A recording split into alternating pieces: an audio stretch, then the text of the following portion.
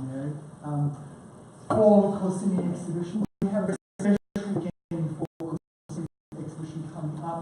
We have an Italian language weekend coming up where you don't have to speak Italian, but you can just come and enjoy hearing it pronounced correctly.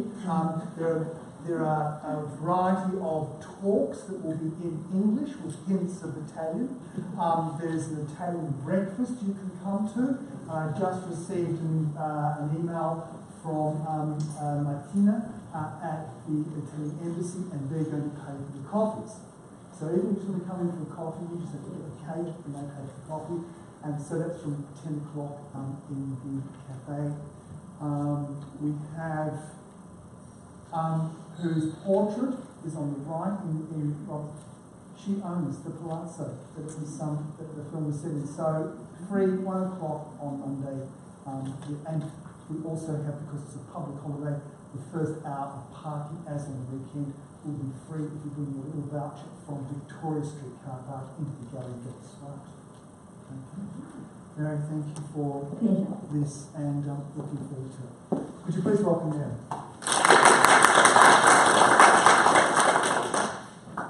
Right. Takes me a few weeks. I won't be here over the weekend. I'm going to Italy, sorry. We're going to finish up today with looking at two massive events in Florence in the 20th century. And I'm sure you know a lot about them, but hopefully I can tell you a little bit more today. I'm not sure that point is working. This isn't working, Kim, for some reason. Just switch it on to the side, if you can. See it? It's not making the screen change. The screen is frozen. That's not.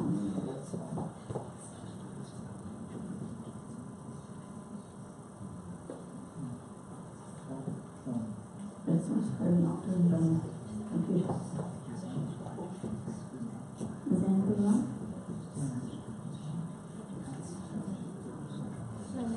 That's good.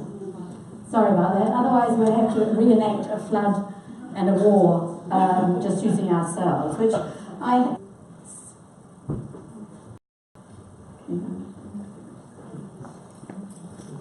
Okay, so she says you can't use those. Okay. The point is working, but not the others. Hang on, Kim, which one did you use? Because it doesn't do it when you just press it. On the screen. Just do the screen. Okay, thanks. Sorry about that.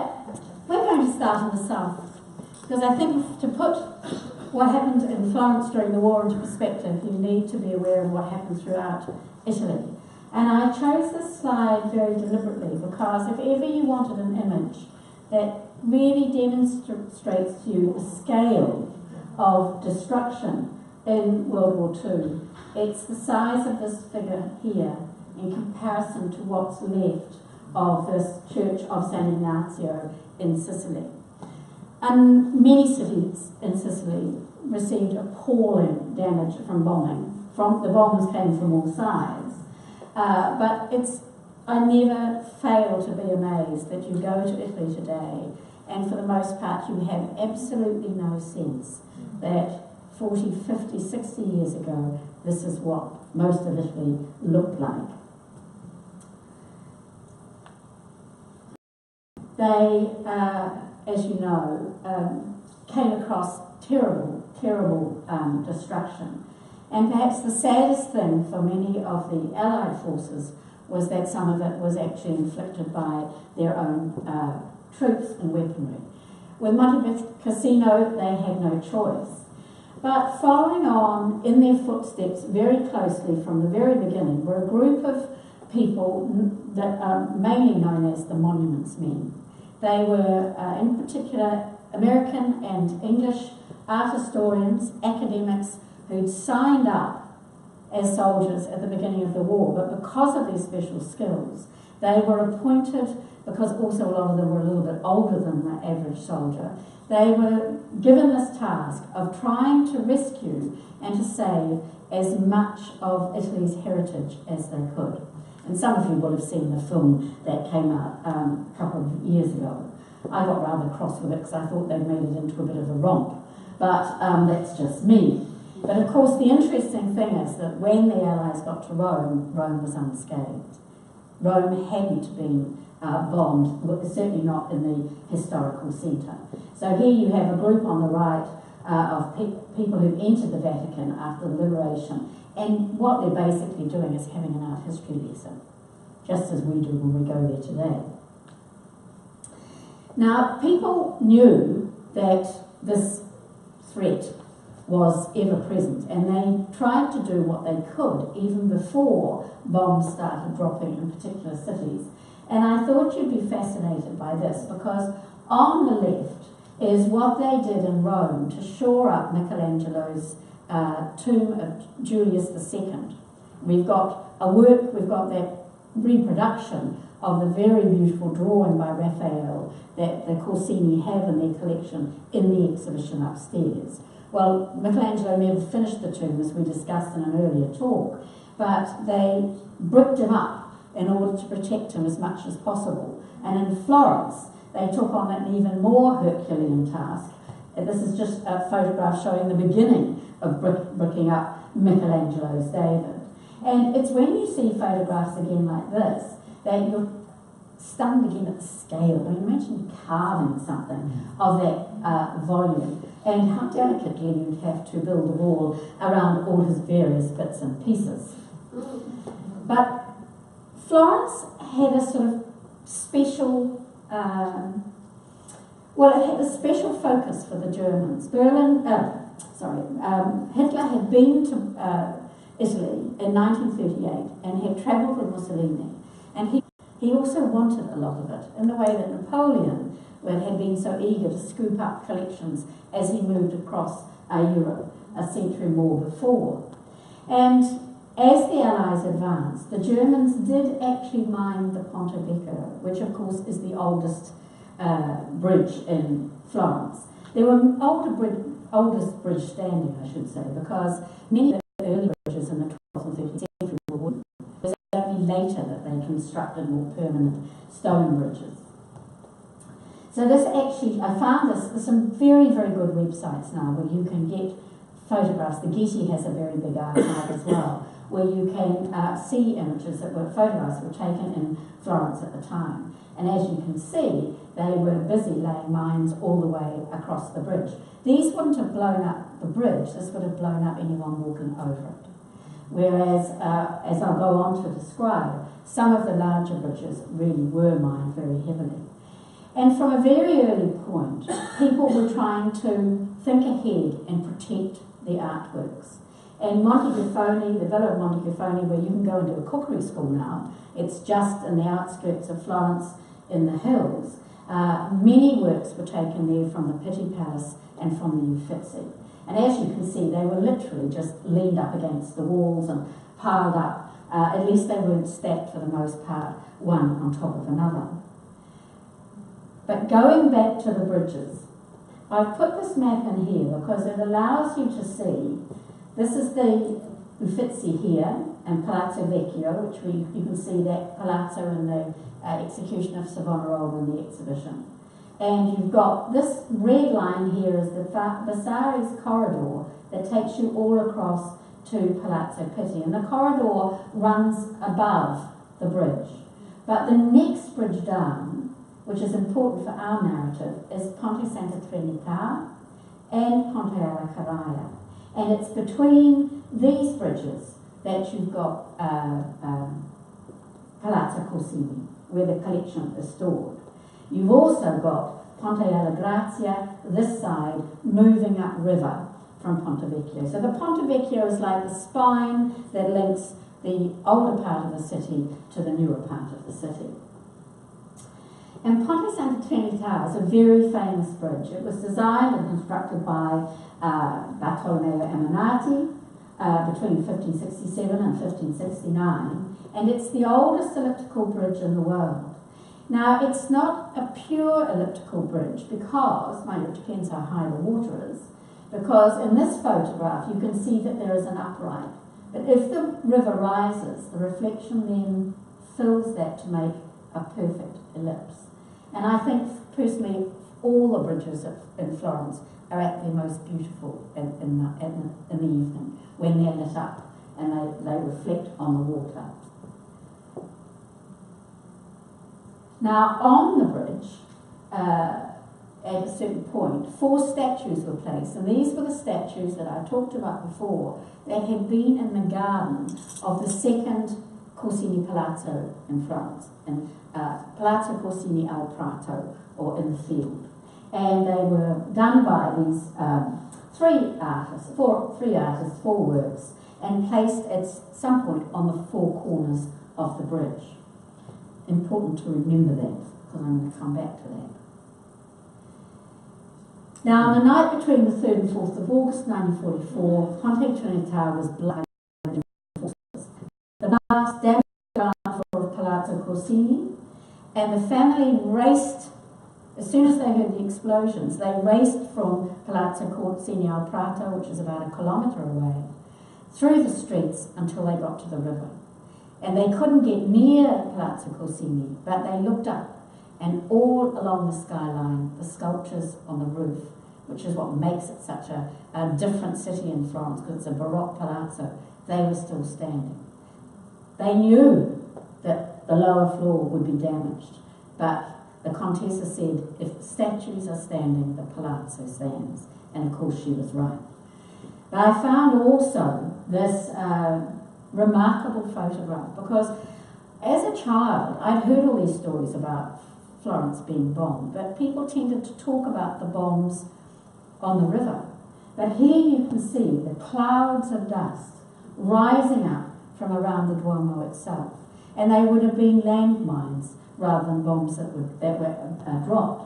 But you can see what the destruction caused with the bridge beside it. And in the exhibition, we have this photograph which shows the view looking along Lungardo Corsini. Because if you think back to that map, the strip of road that runs beside the river, on the river bank, between Ponte alla Carraia and Ponte Santa Trinita, is named after the palazzo. So it's Lungarno, which means along the river, Corsini, and it shows the remains in the distance of Ponte Santa Trinita.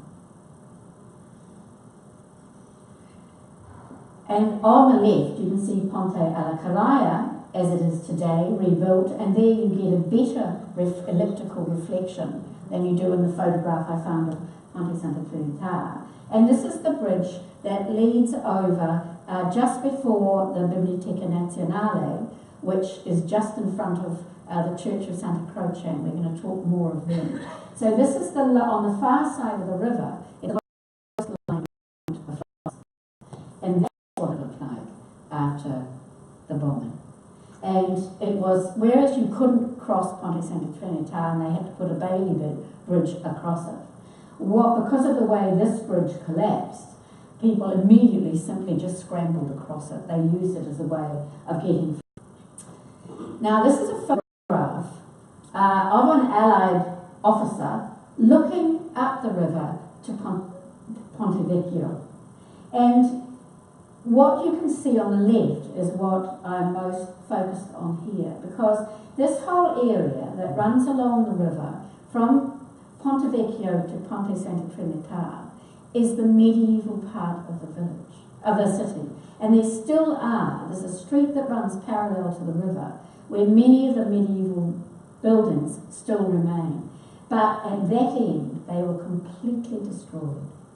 And it was their architectural importance to the real ancient history of Florence that was destroyed on this particular day. And, you know, we go to these cities and if you don't know the history, how can you read what you see? And there's a terrific little contemporary cafe that's only been open the last 4 or 5 years. And I wondered why the buildings were so different. But of course, this is the answer. This is what happened to them. But when the Allies got into Florence and they recognised the destruction, they also realised that the Germans couldn't have got very far with the artworks that they had managed to gather up. And they actually found them in the Tyrol. And they very quickly started bringing the works back into the city. And this is a fantastic photograph. It says on the side, Florentine works of art, I have to get closer to read it, brought down from Alto Adige and back to their sede, which is a seat, in other words, like your natural home. And apparently, when these trucks started rolling into Florence, they knew they were coming. And you've got trumpeters in traditional historical costume, but the locals lined the streets and they chanted grazie, grazie, grazie as the trucks rolled past. So it's a fantastic story. But of course, the Corsini knew all about this firsthand, because if you've been through the exhibition, you'll understand the narrative of how Princess Elena Corsini managed to save the collection.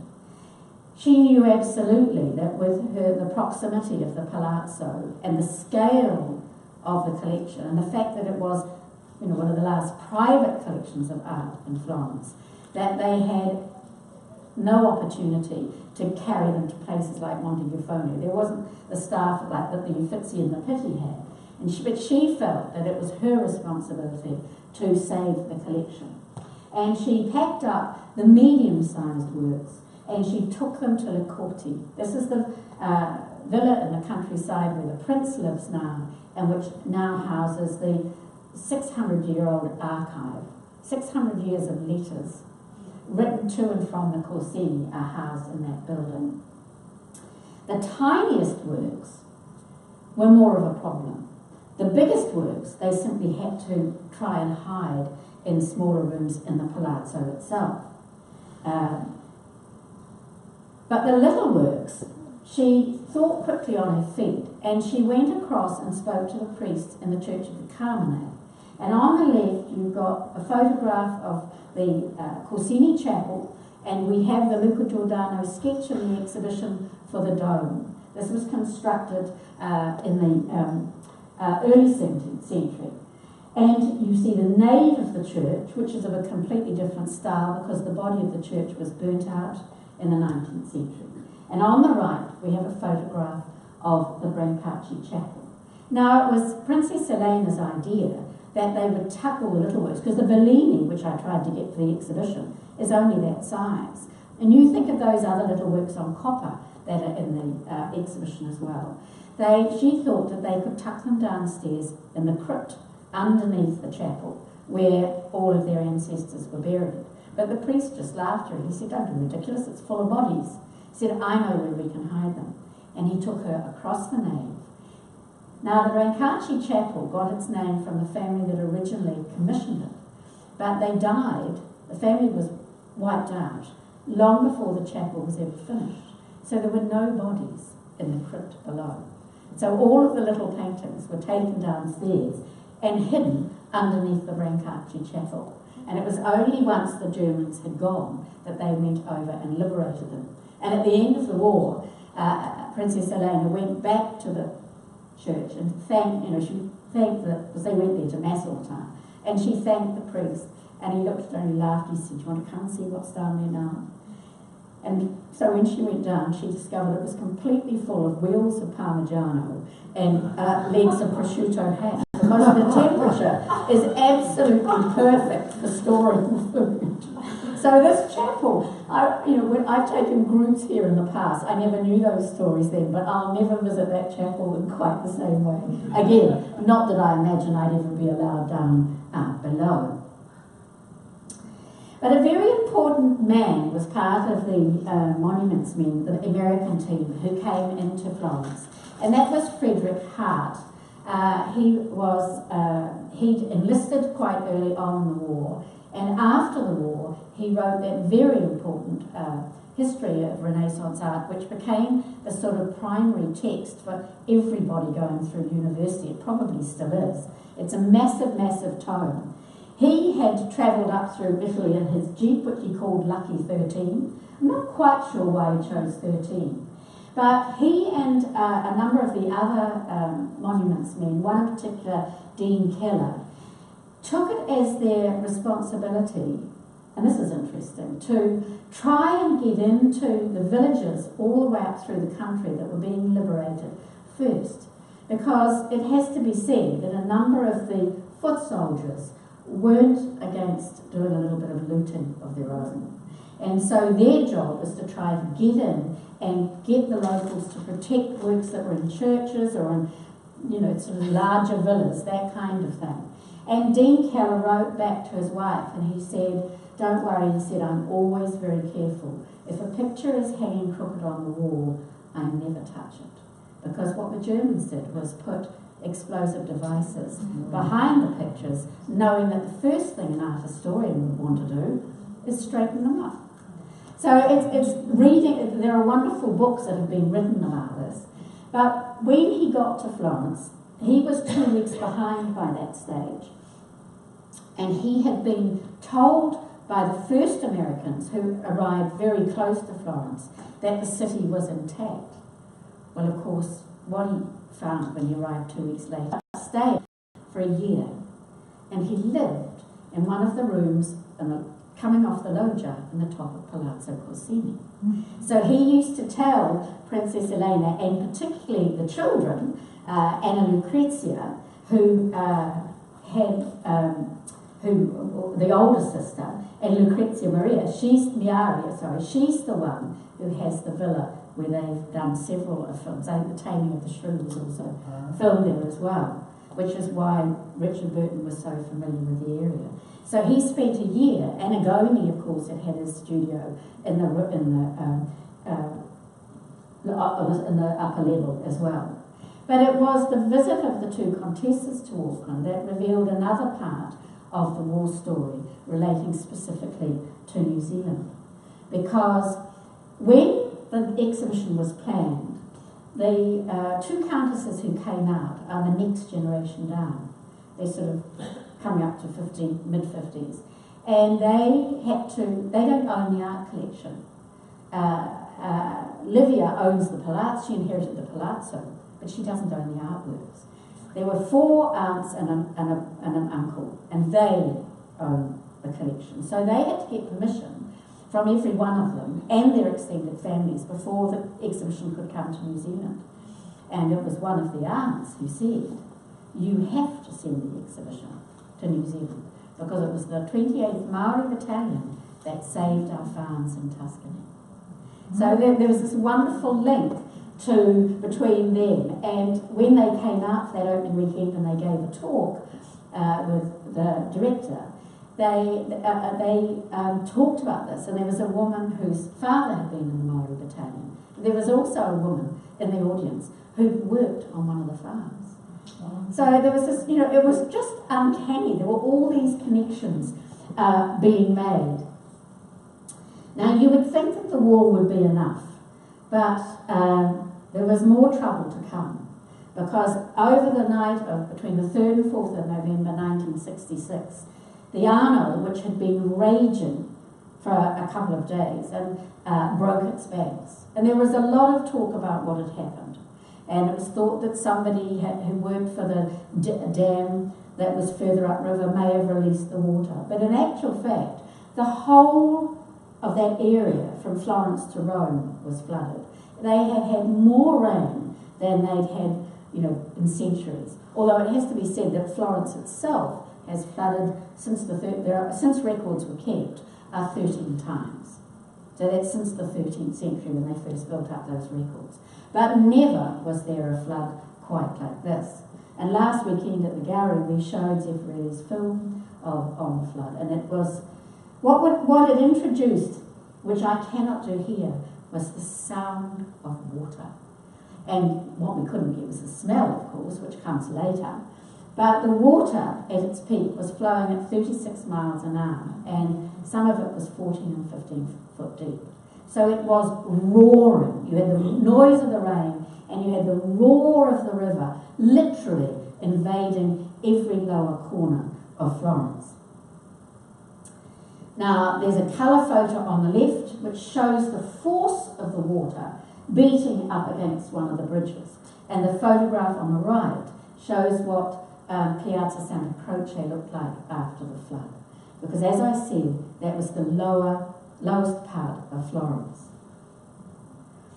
But the whole area of the Duomo was surrounded by raging waters. And inside, I could only get a very, very small image on the left, but everything inside the Church of Santa Croce, it was as if a horde of thousands had run through and tumbled all the pews in different directions. But the real damage was done not so much by the water, but by the oil. Because every car parked in the courtyard and every car parked throughout the streets of Florence, once they were tumbled over and over in the rain, and once all of the central heating tanks burst, that river of water carried a deep coating of oil, black oil, on its surface. And you can see here the water still inside the Accademia. But in many spaces, you can actually see on this photograph, you can see the tide line up the marble of where the black finishes. And that was what's caused the most major damage. Now, people were extremely inventive. And I love this photograph, which I found, of these men carrying Chianti flasks on a plank of wood rowing from one side of the river to the other. But when I watched Jefferelli's film, what happened after the flood subsided, because there was water and there was no water. There was no drinking water. So trucks would bring in water with a hose, and people used their old Chianti flasks to fill them up. But I like to think that these intrepid young men, maybe at this stage of the flood, were relying on the Chianti, because you can see that the water is still quite high. But this next image, I just want, in Italian, there is a phrase that is called la bella figura. When you have la bella figura, it means that you make an effort to be smart, no matter the occasion. And here we have a perfect example. No matter that the Fiat Bambina is having to be pushed to one side by the man navigating across the river, this woman has her pearls and her suit and her handbag at her feet. And no matter what, she's not going out unless she's proper. In fact, the real tragedy was only really revealed when the water subsided. And what was remarkable is that people came from all over Europe. They weren't asked to come, they simply came. They heard what had happened. By the mid-1960s, kids were travelling everywhere, often hitchhiking. And these people, these mud angels, apart from soldiers from all over who came and helped, many of them were young students. And in the film, it's hysterically funny, because Richard Burton, in his divine Welsh voice, talks about how the hippies, they had long hair. Well, these young men that he showed, their hair was down to here. I mean, we could do better than that. But they literally were working in mud, sometimes for 12, 16 hours a day. And what they were doing was carrying the artworks out of the churches, out of the houses, everything that they could lay their hands on. And when you're tired, you simply lay down against a wall in the mud. But of course, the damage wasn't just to artwork alone. As I said to you, the Biblioteca Nazionale is in front of the Church of Santa Croce, right by the river. And many of the manuscripts and books of Florence were stored below ground. The only thing that they could do, and it shows a line of people winding up the stairs of the library, passing one to another, hour after hour, day after day, up until they could get up to the higher areas where they could stack all the damaged books before they even tried to think about how they were going to rescue as many of them as they could. And they didn't rescue them all. When I first studied in Florence, in 1991, 1992, I would go to the library and you could book 3 books a day. You could reserve 3 books a day. It was absolutely arcane, the system they had. The computers could have won prizes for their antiquity. But you would turn up at the desk the next morning and you never, ever got 3 books. This one was Alluviata. It was damaged in the flood. And so half the library still, is no longer in existence. But the Italians, bless them, also have a sense of humour. And to buck up people's spirits, they started putting up signs. The top one says, cures for rheumatism. Get mud from Via Anguillara for the best cure. Our goods sold at modest prices, cash only. Otherwise you get flooded again, or something similar. By the flood. If you go into the McKelvey Gallery, you can see our painting by Felice Ficarelli of Antiochus, Prince of Syria, and Strehanica, his stepmother. And it was gifted to the gallery by Norman B. Spencer in 1961. Now, Mr. Spencer had gone to Florence and he'd visited a dealer gallery that was literally just along the road from Palazzo Corsini, right on the river. And when I was studying back at Villa Itati last year, the wonderful little librarian, when I showed him this painting, because I was researching all the Italian works in New Zealand public collections, and he said to me, I know about that painting, you must come with me. He said, we must meet up in Florence. And I thought he was going to take me in his Vespa, but no, I went in on the bus. He went on the Vespa. He was not a man to take risks. And he took me to meet the son of the dealer who had sold the Ficarelli to Mr. Spencer. And he took me into this little Aladdin's cave, piled up with sculptures and books, and very fond of chocolates. There were bowls of chocolate everywhere. And high on the wall, there was the oily tide line still. And he said that was where that painting was hanging. So if Mr. Spencer hadn't bought it, the probability is that it would have been destroyed. But Villa Itati also had an important part to play in this narrative after the flood. Now, as you can imagine, the Florentines must sometimes get rather irritated that the Americans, good though they were, have managed to buy up so many beautiful villas and palazzi in Florence. And there are American bases for universities in a number of places in the city. Villa Itati itself, which is now, which Bernard Berenson left to Harvard University, is outside the city, near Settignano. So it's a good bus ride away, and the flood never reached that area. But there'd always been a bit of resentment about Villa Itati. But sensibly, Harvard decided that what they must make available to all of the restorers who were flooding to Florence, all of the records, what Berenson did, which no other public gallery in Florence had done at that time, was he had built up a photo library, mainly black and white of course, of every painting in Florence. And these were made available to all of the restorers. And it meant that even though it wasn't the works weren't in colour, they could get a sense of what the original composition had been, and this proved invaluable in the restoration of the treasures that we see when we go to Florence today. And that's the end of my talk.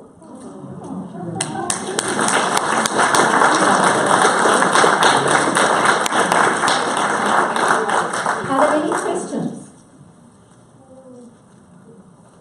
Otherwise, you can always come and ask me something later. Go and enjoy the show upstairs, and I hope to see you all